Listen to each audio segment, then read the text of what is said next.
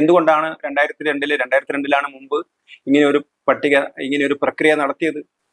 SIR മുമ്പ് നടത്തിയ 2002-ലാണ്. ശരിക്കും SIR ഓരോ 10 കൊല്ലം കൂടുന്ന സമയത്തും നമ്മുടെ സെൻസസിനനുസരിച്ച് ഡീലിമിറ്റേഷൻ നടത്തുകയും ഡീലിമിറ്റേഷൻ അനുസരിച്ച് SIR നടത്തുകയും ചെയ്യുന്നതാണ് പതിവ്. പക്ഷെ അത് പ്രക്രിയ നടന്നില്ല.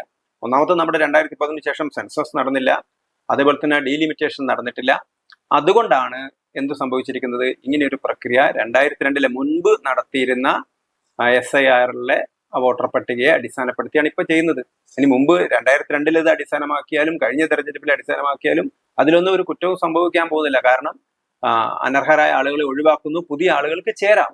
അപ്പം അങ്ങനെ ഒരു സുതാര്യമായ ഇലക്ഷൻ കമ്മീഷൻ നടത്തുന്ന പ്രക്രിയയെ എതിർക്കുന്നത് എന്തിനാണ് എന്നാണ് ആർക്കും മനസ്സിലാകാത്തത്. പ്രതിപക്ഷം എതിർക്കുന്നു എന്ന് മാത്രമേ പറയുന്നുള്ളൂ. അവർ പറയുന്നത് BJP-യുടെ ആയുധമാകുന്നു. പക്ഷെ അതിനാസ്പദമായ അല്ലെങ്കിൽ ഉപോത്ബലകമായ അവരെന്തുകൊണ്ടാണ് ഇതിനെ എതിർക്കുന്നത് എന്ന് വ്യക്തമായിട്ട് പറയാൻ ഇതുവരെ പ്രതിപക്ഷത്തിന് കഴിഞ്ഞിട്ടില്ല എന്നുള്ളതാണ് വാസ്തവം.